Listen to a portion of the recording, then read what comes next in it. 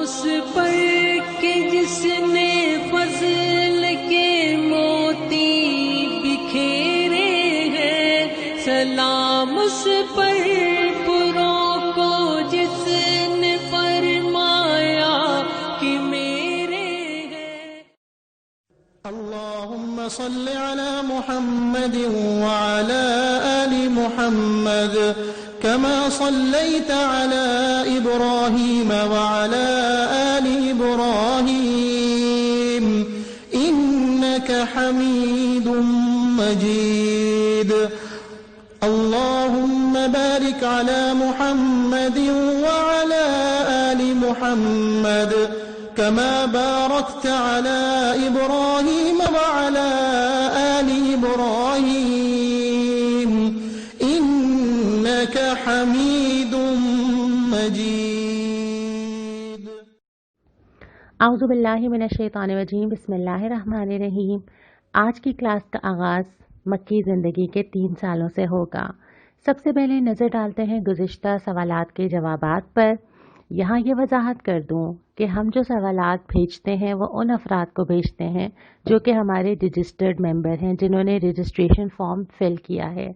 اگر کسی وجہ سے آپ یہ فارم فل نہ کر سکے تو کوئی بات نہیں، اگلے کسی کورس میں انشاءاللہ تعالیٰ آپ کو یہ موقع ضرور ملے گا، لیکن اس وقت جو ہے جو لوگ فارم نہیں فل کر سکے وہ صرف پروگرام سن سکیں گے، لیکن جوابات وہی لوگ دیں گے جنہوں نے فارم بھرے تھے۔ اس میں جو ہمیں جوابات ملے ہیں، میری پوری کوشش رہے گی اور رہی ہے کہ میں آپ کو اتنے مشکل سوال بھیجوں کہ آپ اس کا جواب نہ دے سکیں، اور اب دیکھنا یہ ہے کہ آپ میری اس کوشش کو کتنا ناکام بناتے ہیں۔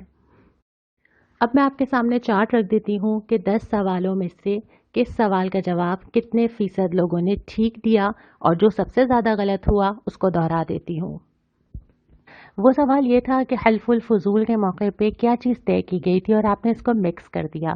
ایک چیز یہ تھی کہ جب وہ حجر اسود لگانے پہ بات ہوئی تھی کہ کون لگائے گا، تو نبی کریم صلی اللہ علیہ وسلم وہ پہلے شخص تھے جو داخل ہوئے اور فیصلہ فرمایا، وہ حلف الفضول نہیں تھا۔ حلف الفضول ایک الگ معاہدہ تھا جس کا میں نے ذکر کیا تھا کہ جب نبی کریم صلی اللہ علیہ وسلم ٹین ایجر تھے تو ظلم کے خلاف وہ معاہدہ کیا گیا تھا۔ اس سوال کو آپ نے سب سے زیادہ مکس کیا۔ اب اس کے بعد ہم آگے آ جاتے ہیں، مکہ کے کل 13 سالوں میں سے پہلے 3 سال ہم آج لیں گے۔ ان پہلے 3 سال کے اندر بہت ساری اہم چیزیں ہوئیں۔ پہلی وحی آئی، حضرت خدیجہ نے تسلی دی، اس کے بعد نبی کریم صلی اللہ علیہ وسلم کو مشن دیا گیا کہ اب نبوت آنے کے بعد آپ نے کرنا کیا ہے۔ عبادتیں شروع کی گئیں، قریب کے افراد کو مخاطب کیا گیا، دعوت پھیلی، لوگ ایمان کی طرف بڑھتے چلے گئے۔ ان تمام چیزوں کو اب ہم باری باری دیکھتے ہیں۔ آپ کو یاد ہے نا گزشتہ ہفتے ہم نے کیا کیا پڑھا تھا؟ ہم نے نبی کریم صلی اللہ علیہ وسلم کے حالات زندگی کا مختصر سا جائزہ لیا تھا، اور جہاں پرورش کا ذکر آیا تھا وہاں ایک نام کا اضافہ آپ اور کر لیجئے، حضرت حلیمہ سعدیہ رضی اللہ تعالی عنہا، جنہوں نے نبی کریم صلی اللہ علیہ وسلم کی بچپن میں پرورش کی تھی، اور وہ آپ صلی اللہ علیہ وسلم کی رضائی ماں تھیں، اور نبی کریم صلی اللہ علیہ وسلم کے دم سے جو ان کے گھر میں برکتیں نازل ہوئی تھیں اس کا مشاہدہ وہ بعد میں بہت تفصیل سے بیان کرتی ہیں۔ اس کے بعد پھر ہم نے یہ بھی پڑھا کہ کس طرح نبی کریم صلی اللہ علیہ وسلم نے زندگی گزاری، تجارت کی، حضرت خدیجہ سے نکاح ہوا، اور جہاں ہم نے بات ختم کی تھی وہ یہ تھا کہ غار حرا جا کے آپ عبادت کیا کرتے تھے۔ الجھن سی تھی، پریشان سے تھے، کون سے راستے پہ چلنا چاہیے، کیا کیا جائے۔ ایسی ہی ایک رات تھی کہ اللہ تعالیٰ کی طرف سے حضرت جبرائیل علیہ السلام کو بھیجا گیا، بہت خوبصورت فرشتہ، اور وہ آگے کہتا ہے اقرا، پڑھو۔ آپ پریشان ہو جاتے ہیں نا کیونکہ پڑھنا تو نہیں آتا، اور یہی کہتے ہیں کہ مجھے نہیں آتا، پھر کہتا ہے پڑھو، پھر کہتے ہیں پڑھنا نہیں آتا، پھر کہتے ہیں کہ پڑھو، اور اس کے بعد آپ نے پوچھا کہ میں کیا پڑھوں۔ اس کے بعد وہ فرشتے حضرت جبرائیل علیہ السلام سورۃ العلق کی ابتدائی 5 آیات پیش کرتے ہیں۔ وہ آیات یہ تھیں، اقرأ بسم ربک الذی خلق، خلق الانسان من علق، اقرأ وربک الاکرم الذی علم بالقلم، علم الانسان ما لم یعلم۔ پڑھو اے نبی اپنے رب کے نام کے ساتھ جس نے پیدا کیا، جمے ہوئے خون کے لوتھڑے سے انسان کی تخلیق کی۔ پڑھو تمہارا رب بڑا کریم ہے جس نے قلم کے ذریعے علم سکھایا، انسان کو وہ علم دیا جسے وہ نہیں جانتا تھا۔ اس کے ذریعے اللہ تعالیٰ نے یہ ہدایت فرمائی ہے کہ اصل میں جو سکھانے والا، پڑھانے والا، بتانے والا ہے وہ ہے جس نے تمہیں پیدا کیا۔ یہ پہلا سبق تھا جو دیا گیا۔ یہ سننے کے بعد نبی کریم صلی اللہ علیہ وسلم کے اوپر خوف طاری ہوا، ہیبت طاری ہوئی، اور آپ گھر آئے اور آپ کب کپا رہے تھے اس وقت۔ اور حضرت خدیجہ رضی اللہ تعالی عنہا جب انہوں نے نبی کریم صلی اللہ علیہ وسلم کی یہ صورتحال دیکھی تو معلوم کیا کہ کیا ہوا۔ آپ صلی اللہ علیہ وسلم نے فرمایا کہ مجھے اپنے بارے میں ڈر ہے، مجھے خوف محسوس ہو رہا ہے۔ تو جن الفاظ میں حضرت خدیجہ نے تسلی دی آپ اس کو قرآن سے ریلیٹ کیجئے۔ ہم نے قرآن میں، حدیث میں بار بار یہ بات پڑھی ہے کہ جو انسان دوسرے انسانوں کے ساتھ خیر خواہ ہوتا ہے، اللہ تعالیٰ اس کے کاموں کا ذمہ لے لیتا ہے۔ دوسروں کو کھلاتا ہے، اللہ اس کو کھلائے گا۔ دوسروں کے ساتھ آسانیاں فراہم کرے گا، اللہ تعالیٰ اس کو آسانی دے گا۔ دوسروں پہ خرچ کرے گا، اللہ اس کے مال میں برکت دے گا۔ اور حضرت خدیجہ کا یہ کیسا وزڈم تھا کہ حضرت خدیجہ نے تسلی بھی یہ نہیں دی کہ آپ تو اتنی عبادت کرتے ہیں، تسلی یہ دی کہ آپ تو حقوق العباد ادا کرتے ہیں، اللہ تعالیٰ آپ کو رسوا نہیں کرے گا۔ آپ سچ بولتے ہیں، صلہ رحمی، امانتیں، مجبوروں کو سہارا، مہمانوں کی تواضع، حق کی مدد، یہ ساری چیزیں مینشن کی ہیں حضرت خدیجہ نے کہ جب آپ اللہ کے بندوں کے ساتھ اتنا اچھا تعلق رکھتے ہیں، اللہ تعالیٰ آپ کو رسوا نہیں کرے گا۔ اور یہ پیغام ہمیں بھی سمجھنا چاہیے۔ اللہ کے بندوں کے ساتھ ہمارا تعلق ہوگا نا تو اللہ تعالیٰ ہمارا بہت سارے کاموں کا ذمہ لے لے گا جس کے لیے ہم دن رات دعائیں مانگتے ہیں۔ اگر میرے گھر میں رزق آتا ہے اور اس میں 4 لوگوں کا حصہ ہے نا تو اللہ تعالیٰ وہ رزق نہیں روکتا کیونکہ وہ ایک کا نہیں رکے گا، وہ 5 لوگوں کا رکے گا۔ پھر اگر میں دوسروں کے لیے آسانیاں فراہم کروں گی کسی بھی طرح، چاہے وہ مشورہ ہو، چاہے وہ مدد ہو، چاہے وہ محبت ہو، چاہے وہ ضرورت میں کام آنا ہو، چاہے اس کی عزت کا تحفظ ہو، چاہے اس کی تعریف کرنا ہو، اللہ تعالیٰ نے بشارت دی ہے۔ یہ حدیث کے الفاظ ہیں کہ اللہ تعالیٰ اس شخص کے لیے آسانی فراہم کرے گا جو لوگوں کے لیے آسانیاں فراہم کرتا ہے۔ یہی تسلی حضرت خدیجہ نے بھی دی۔ اور اس کے بعد حضرت خدیجہ نے اپنے طور پہ اپنے کزن ورقہ بن نوفل جو بہت ہی بزرگ تھے اور حکیم اور دانا تھے، ان کے پاس گئیں اور ان کو یہ سارا سنایا۔ تو انہوں نے پھر کہا کہ یہ تو وہی نبی لگ رہا ہے مجھے جو موسیٰ کے پاس جبرائیل آتے تھے اور نبی کو بشارت دیتے تھے، مجھے لگتا ہے کہ یہ وہی صورتحال ہے۔ اور پھر بعد میں انہی ورقہ بن نوفل نے نبی کریم صلی اللہ علیہ وسلم سے بھی ایک ملاقات میں یہی کہا کہ مجھے لگتا ہے کہ آپ نبی ہیں اور آپ وہ ساری چیزیں فیس کریں گے جو پہلے نبیوں نے کی ہیں۔ آپ نے پوچھا بھی کہ لوگ مجھے بے گھر کر دیں گے؟ انہوں نے کہا کہ ہاں، کوئی نبی آیا تو اس قوم نے ایسا ہی سلوک کیا۔ اس کے بعد یہ ہوا کہ کچھ عرصے تو وہی آئی نہیں۔ آپ صلی اللہ علیہ وسلم بہت پریشان تھے، کبھی لگتا تھا کہ پہاڑ سے اپنے آپ کو گرا دیں، کیا کریں، کہاں جائیں۔ اس کے بعد پھر کچھ عرصے بعد دوبارہ مخاطب کیا گیا۔ اب سورہ مدثر آتی ہے اور کام دیتی ہے، یا ایھا المدثر قم فانذر وربک فکبر وثیابک فطہر والرجز فاہجر۔ کام کیا دیا گیا؟ کھڑے ہو جائیے اور کیا کیجئے؟ ڈرائیے، اللہ کی کبریائی کو قائم کر دیجئے۔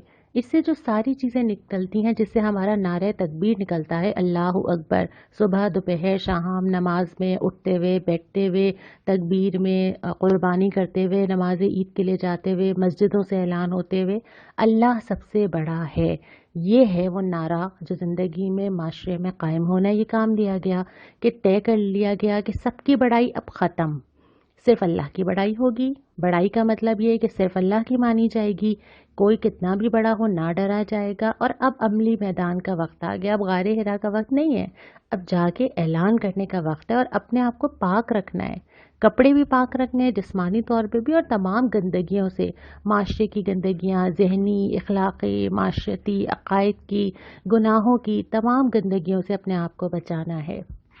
اور یہ مشن یا پیغام نبی کریم صلی اللہ علیہ وسلم اور پھر آج میں اور آپ بھی اس کا مخاطب ہیں، کیونکہ اب تو کسی نبی نے نہیں آنا۔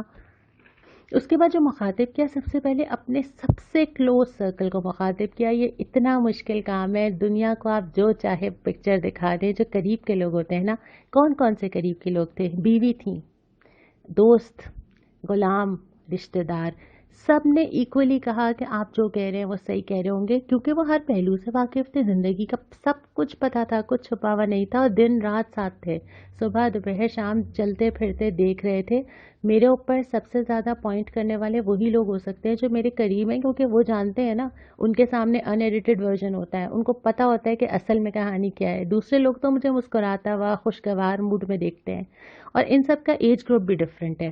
حضرت خدیجہ عمر میں زیادہ ہے، حضرت ابو بکر برابر کے ہیں، حضرت زید معاشرتی لحاظ سے اگرچہ نبی کریم صلی اللہ علیہ وسلم نے ایسا کبھی تعلق نہیں رکھا، لیکن وہ حضرت خدیجہ نے غلام لیے تھے، اور حضرت علی جو قریبی سرکل رشتہ داروں میں سے تھے، ہر دائرہ کہہ رہا ہے کہ آپ بالکل ٹھیک کہہ رہے ہیں، یقیناً اور فوراً کہہ رہا ہے، سوچنے کا ٹائم بھی نہیں لے رہا۔ لیکن ایک بات بہت انٹرسٹنگ ہے، حضرت علی سے جب نبی کریم صلی اللہ علیہ وسلم نے دعوت دی تو انہوں نے کہا کہ مجھے سوچنا ہے، میں مشورہ کرنا چاہتا ہوں۔ آپ صلی اللہ علیہ وسلم نے کہا اچھا ٹھیک ہے تو مشورہ کر لو، اور اگلے دن آ کے انہوں نے کہا کہ نہیں میں شامل ہونا چاہتا ہوں۔ لیکن سب سے اس میں انٹرسٹنگ بات کیا ہے کہ حضرت علی 10 سال کے تھے۔ میں تو چاہوں گی کہ 10 سال 12 سال کے بچے کویسچن بھی نہ کریں مجھ سے، ٹائم، سوال، سوچنا، لیکن آپ صلی اللہ علیہ وسلم نے ٹائم دیا، اس 10 سال کے بچے کو بھی ٹائم دیا، کیونکہ شعوری طور پہ آنے والا شخص بہت قیمتی ہوتا ہے۔ اس مشن کو دینے کے بعد بھی پھر حضرت جبرائیل نے عبادت کرنا سکھائی، وضو کا طریقہ خود سکھایا، آپ صلی اللہ علیہ وسلم نے اس کو سیکھا، پھر نماز پڑھنی سکھائی، آپ صلی اللہ علیہ وسلم نے حضرت خدیجہ کو سکھائی، اور پھر یہ نماز اور عبادت کا سلسلہ یوں جاری ہوا۔ ایک دفعہ حضرت ابو طالب، ہم نے پچھلی کلاس میں ذکر سنا تھا نا کہ نبی کریم صلی اللہ علیہ وسلم کی کفالت کی تھی چچا نے دیکھا کہ عبادت کر رہے ہیں، انہوں نے پوچھا یہ تم لوگ کیا کر رہے ہو؟ اپنے بیٹے سے بھی پوچھا حضرت علی سے جو اس وقت عبادت کر رہے تھے کہ کیا کر رہے ہو؟ انہوں نے بتایا کہ میں ایمان لیا۔ انہوں نے کہا اچھا میں جانتا تو نہیں ہوں، میں دین تو اپنا نہیں چھوڑوں گا، لیکن یہ جو کہہ رہے ہیں نا محمد صلی اللہ علیہ وسلم ٹھیک ہی کہہ رہے ہوں گے، تم کرو جو یہ کہہ رہے ہیں۔ اور صرف ایک وقت کی نماز جو اس وقت رائج تھی قریش میں بھی، وہ چاشت کی تھی، حرم میں ہوتی تھی، تو آپ صلی اللہ علیہ وسلم بھی ادا کیا کرتے تھے جا کر۔ اس کے بعد پھر خفیہ دعوت کا ایک فیز تھا، مسلمانوں کی تعداد میں اضافہ ہوتا چلا گیا، اور یہ وہ اضافہ تھا جب بھی کوئی ایسوسیشن نہیں بنی، کوئی اناؤنسمنٹ نہیں ہوئی، لیکن خیر اٹریکٹ کرتا ہے۔ جس شخص کے اندر خیر ہوتا ہے نا، اگر میں بھی دوسروں کو اٹریکٹ کرنا چاہتی ہوں تو میرا خیر بھی اتنا ہو کہ لوگ مجھ سے انسپائر ہوں۔ تو 3 سال میں 4 لوگ 133 ہو گئے، اگر آپ اس کو اندازہ لگائیں تو کتنے گناہ ہیں۔ اور اس لسٹ میں جتنے لوگ تھے نا، یہ فطرتاً پاکیزہ اخلاق کے تھے۔ ہوتا یہ ہے کہ جس شخص کے اندر خیر ہوتا ہے نا، وہ اٹریکٹ ہوتا ہے، اس کو چاہیے ہوتا ہے کوئی فورم، وہ تلاش کر رہا ہوتا ہے کہ میں کس سے جڑوں۔ ویسے تو ہر آدمی کی ہی اندر یہ فطرت ہوتی ہے کہ اس کو اپنے جیسے لوگ چاہیے ہوتے ہیں نا، لیکن خیر تو اکیلے چل ہی نہیں سکتا نا، ہمیں سپورٹ چاہیے ہوتی ہے، ہمیں فورم چاہیے ہوتا ہے۔ تو یہ سب چاہتے تھے کہیں نہ کہیں، ان سب کی ایک الگ الگ کہانیاں ہیں، اور یہ مختلف حیثیتوں کے تھے۔ ان میں سے بہت سارے لوگ ایسے تھے جو کہ اس وقت بھی ان کو معلوم نہیں تھا کہ اسلام کیا ہے، لیکن وہ بت پرستی سے چھوڑ چکے تھے، رہبانیت کی طرف زیادہ انٹرسٹ رکھتے تھے، اور دین میں آنے میں کوئی غرض نہیں تھی۔ یہ نہیں تھا کہ کوئی مالی فائدہ ہو جائے گا، کانٹیکٹس بڑھ جائیں گے، کوئی ایسی چیز نہیں تھی، اور یہ بے غرضی ہی آپ کو دین پہ قائم رکھ سکتی ہے۔